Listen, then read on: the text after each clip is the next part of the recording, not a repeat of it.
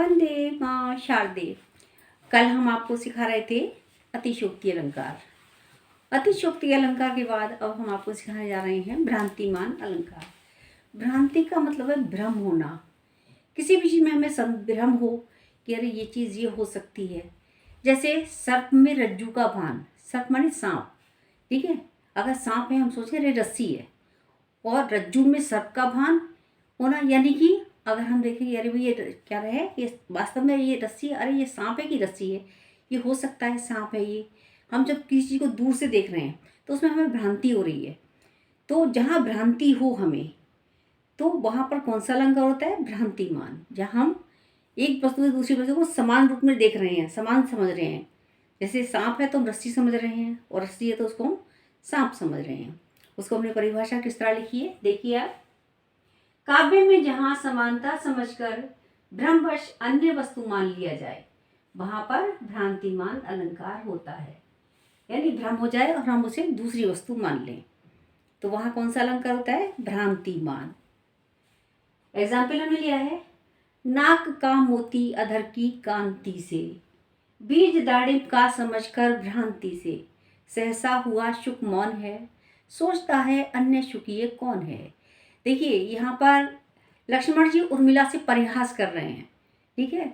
और परिहास में देखिए वो किसको, उसको कह रहे हैं, इस तरीके से समझा रहे हैं कि जैसे उन्हें भ्रम हुआ है कि तुम्हारे नाक का जो मोती है, जो नाक में तुमने जो मोती पहन रखा है, तो और अधर की कांति, उससे काय की तुलना की उन्होंने, काय की तुलना की उन्होंने? एक दाड़िम, दाड़िम किसको कहते हैं? अनार, अनार के दानों से तुलना की है उसकी, और मतलब तुलना की है, उसको समान समझा है उन्होंने, तो समान समझ रहे हैं। और एक वैसे उनका ये परिहास ही है एक ढंग से, लेकिन यहाँ पर अलंकार कौन सा है? भ्रांतिमान। दूसरा एग्जाम्पल हमने लिया है, कपि करी हृदय विचार दीनी मुद्रिका डारी तव, जनु अशोक अंगार दीनी हर्षि उठकर गयऊ, उठी कर गहेऊ।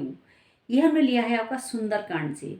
सुंदरकांड में जब हनुमान जी सीता जी का पता लगाने जाते हैं तो उन्हें सीता जी मिलती हैं, और वो अशोक वाटिका में बैठी हुई हैं। अशोक वहाँ पर पेड़ के नीचे बैठी हुई हैं, और वो जो है रावण वहाँ से जा चुका होता है, और सीता जी को त्रिजटा जो है वो समझा रही है। तो वो उससे कहती हैं, अपनी अवस्था बताते हुए कहती हैं सीता जी कि मुझे कुछ भी अच्छा नहीं लग रहा है, मतलब भगवान राम आए, देखो नहीं आ रहे हैं, उन्हें कितनी मतलब दिल में उनके दुख हो रहा है। तो उसको प्रकट कर रही हैं, कह रही कि यहाँ पे मुझे ऐसा लग रहा है कि ये मुझे एक अग्नि ला दो मेरे लिए, जिससे कि मैं उसमें जल करके खत्म हो जाऊं। लेकिन तभी क्या होता है, तभी हनुमान जी मुद्रिका डाल देते हैं, दीनी मुद्रिका डाली तब। जब हनुमान जी वहां पर मुद्रिका डाल देते हैं तो क्या होता है? जनु अशोक अंगार। तो ऐसे लगता है उन्हें अशोक के जो वृक्ष है उसने उन्हें अंगार के रूप में अंगार दे दिया है, उनके सामने अंगार प्रस्तुत कर दिया है। तो यहाँ हमको ये भ्रांति होती है, ठीक है। और ये भ्रांति होने से कौन सा अलंकार है? भ्रांतिमान। आगे हम सिखाएंगे आपको संदेह अलंकार।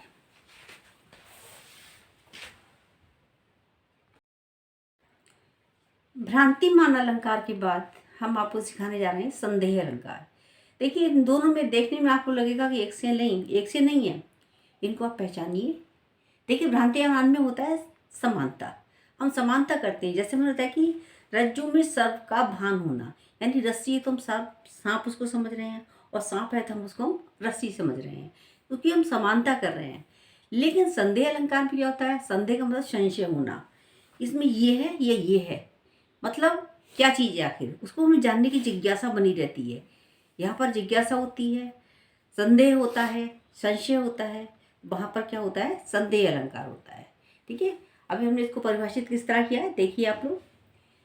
काव्य में जहाँ संदेह की स्थिति हो, उत्पन्न हो, साथ ही जिज्ञासा भी बनी रहे, वहाँ पर संदेह अलंकार होता है।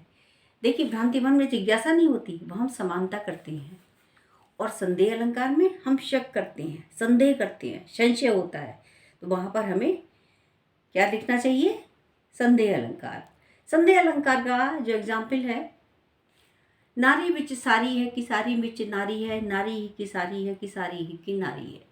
देखिए नारी और सारी में संदेह बना हुआ है, कैसे? एग्जाम्पल में देखिए, नारी बिच साड़ी है, ये जो साड़ी है वो नारी साड़ी, जो साड़ी है, साड़ी जो स्त्री पहनती है, साड़ी के बीच में नारी है कि नारी बिच साड़ी है, या नारी के बीच में साड़ी है, सारी ही की नारी है, ये साड़ी जो है वो स्त्री है पूरी, या फिर नारी ही की साड़ी है, नारी ही वो साड़ी है। अब यहाँ पर क्या है, संदेह की स्थिति बनी हुई है। काय में संशय किया गया है यहाँ पर, नारी और साड़ी दोनों के बीच में, जो साड़ी स्त्री पहनती है उसमें और स्त्री में, यानी जो स्त्री जो साड़ी पहने, स्त्री और नारी दोनों में क्या किया गया यहाँ पर, संशय है, संदेह बना हुआ है। तो यहाँ पर कौन सा अलंकार है, संदेह अलंकार। जहाँ पर संशय की स्थिति हो वहाँ पर कौन सा अलंकार होता है, संदेह अलंकार होता है।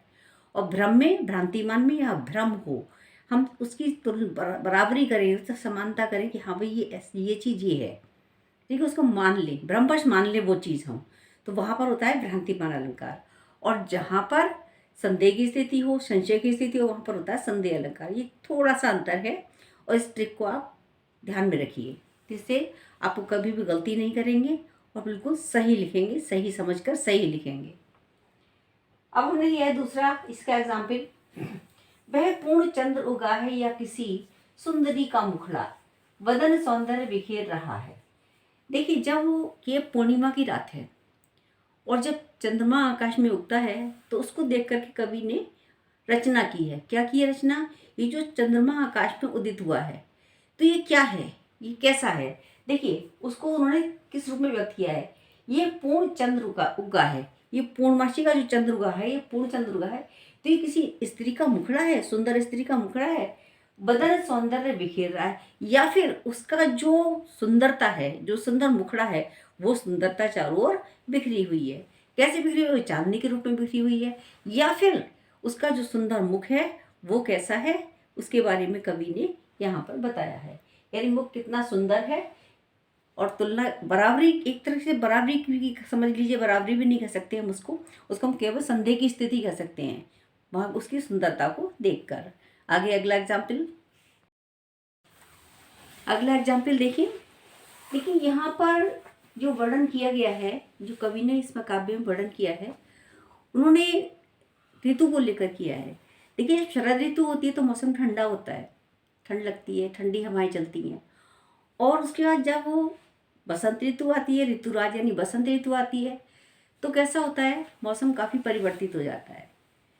लेकिन उसके बाद जब ग्रीष्म ऋतु आती है तो मौसम कैसा होता है, बहुत गर्म हो जाता है, हवा गर्म हो जाती है, धूप तेज हो जाती है। तो उसी को लेकर कवि ने यहाँ वर्णन किया है, इंदो ऋतुराज आज अवनी उसास ले।